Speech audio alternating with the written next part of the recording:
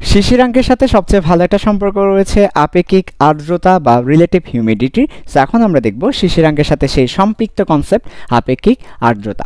তো আপেক্ষিক আর্দ্রতা বুঝতে হলে আগে আমাকে আর্দ্রতা বা হিউমিডিটি এই ব্যাপারটা জানতে হবে যে হিউমিডিটি বলতে কি বোঝায়, হিউমিডিটি অথবা আর্দ্রতা এই ব্যাপারটা আসলে কি। আচ্ছা, এই ব্যাপারটা একদম সিম্পল যে আমাদের বায়ুতে যে পরিমাণ জলীয় বাষ্প থাকে সেটাকে আর্দ্রতা বলা হচ্ছে।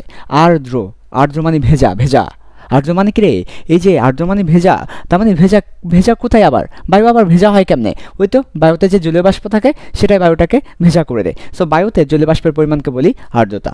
বায়ুতে উপস্থিত জলীয় বাষ্পের পরিমাণকে আর্দ্রতা বলা হয়। তাহলে বায়ুতে প্রেজেন্ট ভেপার যে অ্যামাউন্ট সেটাকে বলি কোয়ান্টিটি, যেটা সেটাকে আমরা বলি হিউমিডিটি। ওকে, আবার অন্যভাবে বলা যায় আর্দ্র। আর্দ্র মানে কি, আর্দ্র মানে হচ্ছে ওয়েট, ভেজা। ওকে, সো এখান থেকে আমরা বলতে পারি কোনো বায়ু কতটা ভেজা, বেশি ভেজা না কম ভেজা, এটাকে আর্দ্রতা বলতে পারি আমরা। তাহলে আমরা এখান থেকে বলতে পারি কোনো বায়ু কেমন ভেজা, বেশি ভেজা না কম ভেজা, এটাকে আমরা আর্দ্রতা বলতে পারি। তো এই আর্দ্রতা দুই ধরনের। সো আর্দ্রতা হচ্ছে দুই ধরনের, এই আর্দ্রতা দুই ধরনের। কি কি? নাম্বার 1 পরম আর্দ্রতা, নাম্বার 2 আপেক্ষিক আর্দ্রতা। সেটা পরম হতে পারে, এটা আপেক্ষিক হতে পারে। আছেই তো দুই ধরনের, পরম এবং আপেক্ষিক। আমরা আমাদের ডাইনামিক্স বা গতিবিদ্যা পড়ানোর সময় তোমাদেরকে বলেছিলাম যে বেগ দুই ধরনের হতে পারে বা গতি দুই ধরনের হতে পারে, পরম গতি অ্যাবসলিউট মোশন এবং আপেক্ষিক গতি রিলেটিভ মোশন। সিমিলারলি আমাদের হিউমিডিটি বা আর্দ্রতা দুই ধরনের হতে পারে, পরম আর্দ্রতা, আপেক্ষিক আর্দ্রতা। আচ্ছা, সো আমাদের আজকের টপিকটা হবে আপেক্ষিক আর্দ্রতা বা রিলেটিভ হিউমিডিটি, বাট আমাকে পরম আর্দ্রতা এই ব্যাপারটাও জানতে হবে। পরম আর্দ্রতা কি এই ব্যাপারটা জানার পর আমরা আমাদের মেন কনসেপ্ট আপেক্ষিক আর্দ্রতায় চলে যাব। ওকে, পরম বলতে কোনো কারো উপর কাউকে কেয়ার করে না, এটাকে আমরা পরম বলি, অর্থাৎ কারো উপর নির্ভর করে না। তো পরম আর্দ্রতা আসলে তাপমাত্রার উপর নির্ভর করে না, আর আপেক্ষিক আর্দ্রতা তাপমাত্রার সাথে সাথে চেঞ্জ হয়। তো তাপমাত্রার সাথে সাথে চেঞ্জ হয় বা তাপমাত্রার উপর ডিপেন্ড করে বলে এটাকে আপেক্ষিক আর্দ্রতা বলি। আর পরম মানে তো পরম, পরম মানে একেবারে মাইটি, সে গ্র্যান্ড, সে পরম, সে কাউকে পাত্তা দেয় না, তাই সে পরম, অ্যাবসলিউট। সো সে তাপমাত্রাকে পাত্তা দেয় না, তাপমাত্রা চেঞ্জের ফলে তার যে আর্দ্রতা সেটা চেঞ্জ হয় না, অর্থাৎ তাপমাত্রা চেঞ্জ করলাম আর্দ্রতার কোনো চেঞ্জ হবে না, রাইট?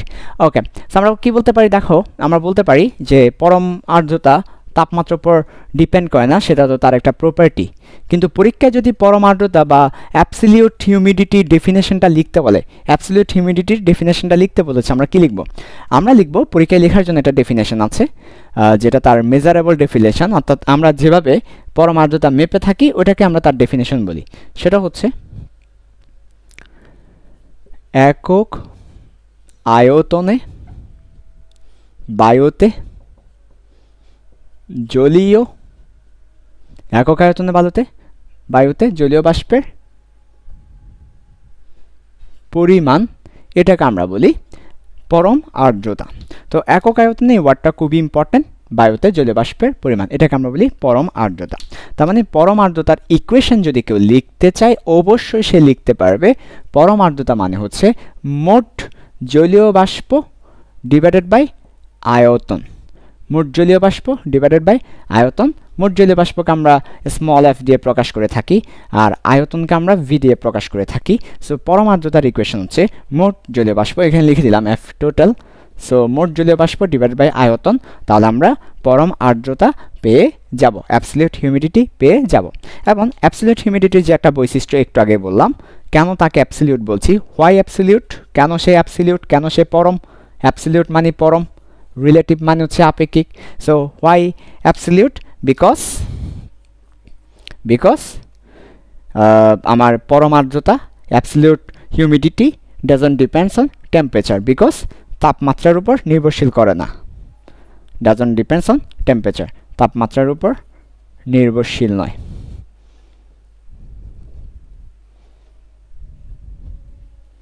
তাহলে তাপমাত্রার উপর নির্ভরশীল না হওয়ার কারণে, তাপমাত্রার উপর নির্ভরশীল না হওয়ার কারণে, নির্ভরশীল নয়, তাপমাত্রার উপর নির্ভরশীল না হওয়ার কারণে তাকে আমরা অ্যাবসলিউট বলে থাকি বা পরম আর্দ্রতা বলে থাকি। তাহলে মোট জলীয় বাষ্প একক আয়তনে যে পরিমাণ জলীয় বাষ্প থাকে, অর্থাৎ মোট জলীয় বাষ্পকে আয়তন দিয়ে ভাগ করলে একক আয়তনে জলীয় বাষ্প পাবো, সেটাকে পরম আর্দ্রতা বলবো। ওকে, সো আমাদের আর্দ্রতা বুঝলাম, পরম আর্দ্রতা বুঝলাম। এবার আমাদের শিশিরাঙ্কের সাথে সম্পৃক্ত মেইন কনসেপ্ট যেখান থেকে ম্যাথ আসে, ম্যাথমেটিক্যাল কনসেপ্ট, আপেক্ষিক আর্দ্রতা দেখব। সো আপেক্ষিক আর্দ্রতা খুব ইম্পর্টেন্ট একটা কনসেপ্ট, এখান থেকেই আমাদের ম্যাথ হবে। আবার আপেক্ষিক আর্দ্রতা বুঝতে হলে অবশ্যই শিশিরাঙ্ক তোমাকে বুঝতে হবে। শিশিরাঙ্ক না বুঝলে কিন্তু আপেক্ষিক আর্দ্রতা তুমি ভালো করে বুঝতে পারবে না। ওকে, আচ্ছা, সো আমরা একটু দেখব আপেক্ষিক আর্দ্রতার ব্যাপারটা কি, চলো দেখি। আমরা তোমাদেরকে শিশিরাঙ্কের লেকচার আগেই বলেছিলাম, আমাদের একটা ঘর ছিল, আমাদের একটা রুম ছিল, ওই রুমের তাপমাত্রা ছিল 30 ডিগ্রি সেলসিয়াস। 30 ডিগ্রি সেলসিয়াস ছিল রুমের তাপমাত্রা। তারপর রুমের মধ্যে 3 কেজি জলীয় বাষ্প ছিল আর ম্যাক্সিমাম 5 কেজি থাকতে পারত। ইনফরমেশনগুলোকে আবার তোমাদের বোঝার সুবিধার্থে লিখলাম। 30 ডিগ্রি সেলসিয়াস হচ্ছে বায়ুর তাপমাত্রা, সো লিখলাম বায়ুর তাপমাত্রা। তারপর আমাদের শিশিরাঙ্ক ছিল 21 ডিগ্রি সেলসিয়াস, এটা ছিল শিশিরাঙ্ক। এরপর বায়ুতে উপস্থিত জলীয় বাষ্প ছিল 3 কেজি, সো 3 কেজি হচ্ছে উপস্থিত জলীয় বাষ্প যে পরিমাণ প্রেজেন্ট ছিল। তারপর 5 কেজি মোট জলীয় বাষ্প। ওকে, সো 30 ডিগ্রি হচ্ছে আমার বায়ুর তাপমাত্রা, 21 ডিগ্রি সেলসিয়াস হচ্ছে শিশিরাঙ্ক, 3 কেজি হচ্ছে উপস্থিত জলীয় বাষ্প, 5 কেজি হচ্ছে মোট জলীয় বাষ্প। ওকে, এই হচ্ছে আমাদের আগের লেকচারের ইনফরমেশনগুলো আমরা লিখে রাখলাম। আর এখন আমরা দেখব যে আপেক্ষিক আর্দ্রতা এই ব্যাপারটা কি। ওকে, চলো এই ব্যাপারটা একটু দেখা যাক। আপেক্ষিক আর্দ্রতা এই ব্যাপারটা একটু দেখা যাক, আসো। আমরা সংক্ষেপে আপেক্ষিক আর্দ্রতা সংক্ষেপে লিখলাম রিলেটিভ হিউমিডিটি।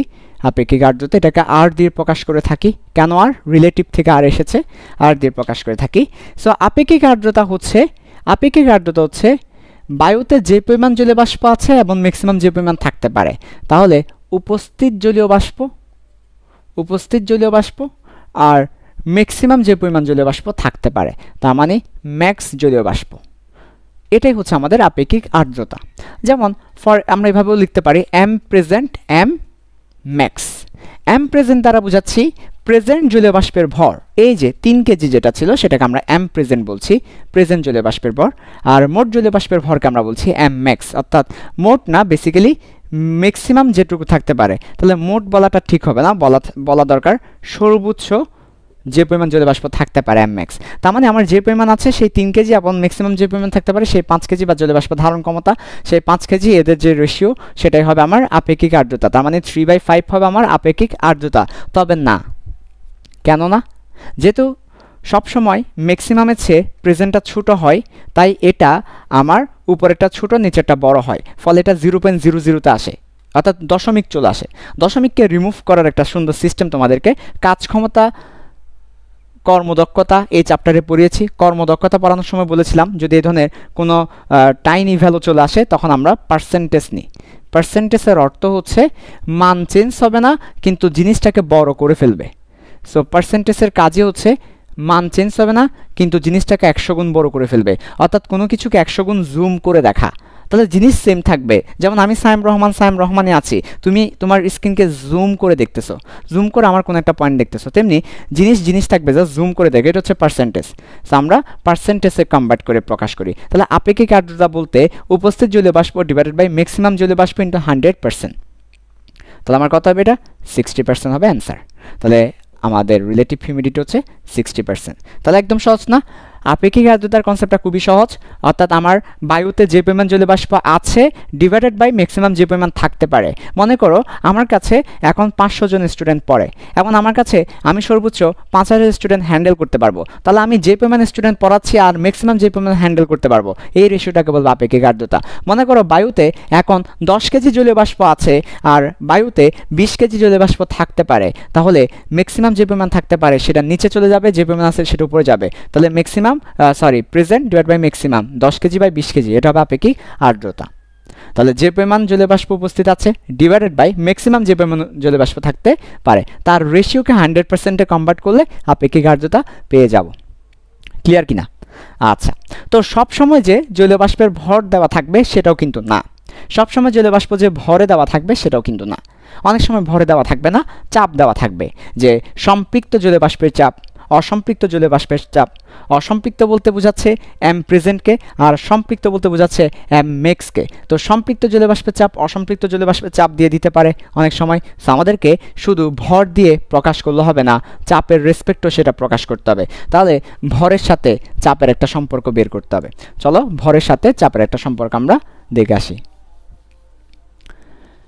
তাহলে আমরা জানি চাপ বা pressure P is equal to F divided by A. F is equal to mg divided by A.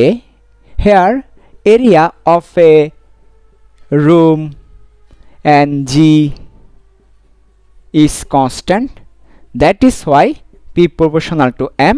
We can say P1 divided by P2 is equal to M1 divided by M2, and again we can say Pp divided by Pmax is equal to Mp divided by Mmax according to proportional ratio. তাহলে দেখো pressure চাপ P is equal to F by A অর্থাৎ mg by A। এখন আমরা জানি যে আমরা যে রুম নিচ্ছি বা যে প্লেস নিচ্ছি সে প্লেসের এরিয়াটা কিন্তু কনস্ট্যান্ট থাকে এবং জি হচ্ছে কনস্ট্যান্ট থাকে। দ্যাট ইজ ওয়াই জি এবং এ কনস্ট্যান্ট থাকার কারণে P proportional to M, P M এর সমানুপাতিক। তাহলে সমানুপাতিক থেকে আমরা বলতে পারি P1 is to P2, M1 is to M2। আবার P1 P2 না বলে P present P max M present M max বলতে পারি। তাহলে এই হচ্ছে আমার M এর সাথে P এর রিলেশন। সো আমাদের M present by M max আছে, আমি M কে P দিয়ে রিপ্লেস করব এই রিলেশনের থ্রুতে। তাহলে M প্রেজেন্ট বাই M ম্যাক্সের জায়গায় আমি লিখতে পারি P present by P max. এটাও কিন্তু আমার রিলেটিভ হিউমিডিটি হবে। সো আমি সেই কাজটা করব। ওকে, তাহলে আমি যদি আমার এটা মুছে ফেলি তাহলে আমি লিখতে পারি, ওকে মুছে ফেললাম। সো আমি লিখতে পারি আপেক্ষিক আর্দ্রতা R is equal to PP by P max into 100 then percent। অর্থাৎ আমি জাস্ট এই লাইনটাকে টেক আপ করেছি, MP by M max into 100%। এখন বললাম PP by P max into 100%। এটা হচ্ছে আমার রিলেটিভ হিউমিডিটি R এর মান। ওকে, সো PP কি? PP হচ্ছে বায়ুর তাপমাত্রায় উপস্থিত জলীয় বাষ্পের চাপ। আর Pmax কি?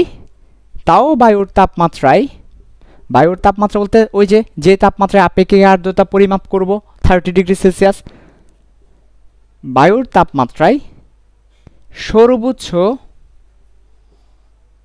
অথবা আমরা বলতে পারি সম্পৃক্ত জলীয় বাষ্পের চাপ। সম্পৃক্ত মানে কি? ম্যাক্স ম্যাক্স ম্যাক্স, সর্বোচ্চ যে পরিমাণ জলীয় বাষ্প, এই যে পি ম্যাক্স ম্যাক্স সম্পৃক্ত। আর বায়ু তাপমাত্রা উপস্থিত জলীয় বাষ্পের চাপটাকে আমরা বলি পিপি। Okay nice. তো একটা ব্যাপার ভালো করে খেয়াল করতে হবে, এখানে একটা বেসিক আছে, সেই বেসিকটা আমরা যদি এখানে পাশে ছোট্ট করে 30 ডিগ্রি সেলসিয়াস লিখি তোমার বুঝতে সুবিধা হবে। ছোট্ট করে পাশে 30 ডিগ্রি সেলসিয়াস লিখলাম তোমার বুঝতে সুবিধা হবে। তার মানে আমরা দেখেছি 30 ডিগ্রি সেলসিয়াস তাপমাত্রায় বায়ুতে জলীয় বাষ্প ছিল 3 কেজি, ওই 3 কেজি যে চাপটা দিবে সেটা হচ্ছে আমার এই পিপি। আর আমরা দেখেছি 30 ডিগ্রি সেলসিয়াস তাপমাত্রায় ম্যাক্সিমাম 5 কেজি জলীয় বাষ্প থাকতে পারে, ওই 5 কেজি যে চাপটা দিবে সেটা হচ্ছে এই পি ম্যাক্স। 5 কেজি যে চাপ দিবে পি ম্যাক্স, 3 কেজি যে চাপ দিবে পিপি। ওকে আচ্ছা, খুবই সুন্দর, খুবই নাইস। এবার আসো, খুবই ভালো, চমৎকার। এখন আমরা একটা নতুন লাইন লিখব, তোমরা একটু বুঝো কিনা দেখো। বায়ুর তাপমাত্রায় যেটা জলীয় বাষ্প, বায়ুর তাপমাত্রায় উপস্থিত জলীয় বাষ্পটা শিশিরাঙ্কে গিয়ে সম্পৃক্ত হয়ে যায়। এই লাইনটা একটু তোমাদেরকে বুঝাই। দেখো বায়ুর তাপমাত্রা হচ্ছে 30 ডিগ্রি সেলসিয়াস, 30 ডিগ্রি সেলসিয়াসে আমার উপস্থিত জলীয় বাষ্প হচ্ছে 3 কেজি, আর শিশিরাঙ্ক হচ্ছে 21 ডিগ্রি সেলসিয়াস। আমাদের আগের এক্সাম্পল অনুযায়ী 21 ডিগ্রি সেলসিয়াস, আগের এক্সাম্পল অনুযায়ী শিশিরাঙ্ক হচ্ছে 21 ডিগ্রি সেলসিয়াস। আর শিশিরাঙ্কে ওটাই ছিল আমার ম্যাক্সিমাম ধারণ ক্ষমতা। সো ম্যাক্স ধারণ ক্ষমতা ছিল কত? 3 কেজি। তো আমরা তো আগেই বলেছি বায়ুর তাপমাত্রা উপস্থিত জলীয় বাষ্প যেটা শিশিরাঙ্কে সেটাই ম্যাক্স হয়ে যায়।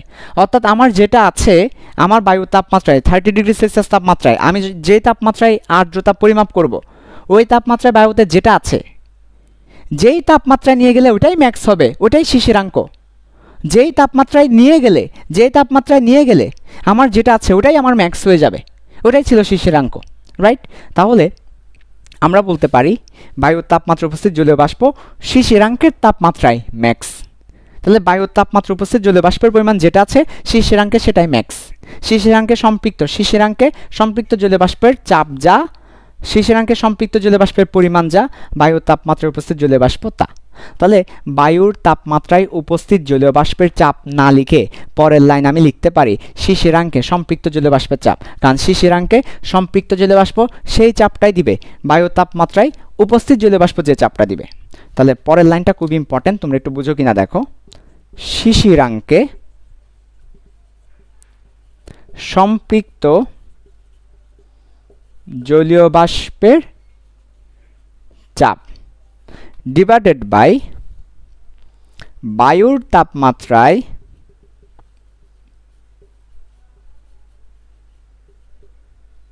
সম্পৃক্ত জলীয় বাষ্পের চাপ। তাহলে শিশিরাঙ্কে সম্পৃক্ত জলীয় বাষ্পের চাপ ডিভাইডেড বাই বায়ুর তাপমাত্রায় সম্পৃক্ত জলীয় বাষ্পের চাপ। আলটিমেটলি কথা কিন্তু সেম, বায়ুর তাপমাত্রায় 3 কেজি ছিল সেটাই শিশিরাঙ্কে সম্পৃক্ত, শিশিরাঙ্কের ম্যাক্স বায়ুর তাপমাত্রায় যেটা ছিল সেটা। তাহলে আমরা বলতে পারি শিশিরাঙ্কে সম্পৃক্ত জলীয় বাষ্পের চাপ বায়ুর তাপমাত্রা সম্পৃক্ত জলীয় বাষ্পের চাপ। অবশ্যই 100%টা কন্টিনিউ করতে হবে, 100%টা কন্টিনিউ করতে হবে। ওকে, তো শিশিরাঙ্কে সম্পৃক্ত জলীয় বাষ্পের চাপকে স্মল এফ দিয়ে প্রকাশ করা হয়েছে আমাদের বইয়ে। বায়ুর তাপমাত্রায় সম্পৃক্ত জলীয় বাষ্পকে ক্যাপিটাল এফ দিয়ে প্রকাশ করা হয়েছে। সো স্মল এফ মানে শিশিরাঙ্ক, ক্যাপিটাল এফ দিয়ে বায়ুর তাপমাত্রা, স্মল এফ দিয়ে শিশিরাঙ্ক, ক্যাপিটাল এফ দিয়ে বায়ুর তাপমাত্রা, চাপ ইন্টু 100%, এটাই হচ্ছে আপেক্ষিক আর্দ্রতা। তাহলে আপেক্ষিক আর্দ্রতা R is equal to small F divided by capital F into 100%। Okay, so এটা হচ্ছে আপেক্ষিক আর্দ্রতার ইকুয়েশন। আপেক্ষিক আর্দ্রতা তোমাদের বইয়ে দেখবে এটাই লেখা আছে। আমি তোমাদেরকে বুঝিয়ে দিয়েছি ব্যাপারটা কিভাবে এসেছে। আপেক্ষিক আর্দ্রতা বলতে যে পরিমাণ আছে এবং ম্যাক্সিমাম যে পরিমাণ থাকতে পারে, যে পরিমাণ আছে সেটা যে চাপ দেয় এবং ম্যাক্সিমাম যে পরিমাণ থাকতে পারে সেটা যে চাপ দেয়। সো ওইখান থেকে আমরা পরবর্তীতে বায়ুর তাপমাত্রা উপস্থিত জলীয় বাষ্পকে শিশিরাঙ্কে সম্পৃক্ত লিখে এই ব্যাপারটা নিয়ে এসেছি। সেটাই হচ্ছে আমাদের আপেক্ষিক আর্দ্রতার ফর্মুলা। তোমাকে পরীক্ষায় শিশিরাঙ্কে জলীয় বাষ্পের চাপটা দেওয়া থাকবে, বায়ুর তাপমাত্রায় জলীয় বাষ্পের চাপ দেওয়া থাকবে, আপেক্ষিক আর্দ্রতা বের করতে হবে। ওকে, আচ্ছা, তো মোটামুটি আমরা আপেক্ষিক আর্দ্রতার কনসেপ্টটা ক্লিয়ার হলো, শিশিরাঙ্কের কনসেপ্টটা ক্লিয়ার হলো। একটা ম্যাথ করব, ম্যাথ করলে হয়তো আরও কনসেপ্টটা ক্লিয়ার হবে পরবর্তী লেকচারে। তারপর আপেক্ষিক আর্দ্রতা আসলে আমার দরকারটা কি, এটা আমাকে কি ইন্ডিকেটস করে, সো এটা যে একটা ইন্ডিকেটর হিসেবে কাজ করে সেটা আমরা দেখব। ওকে, আচ্ছা।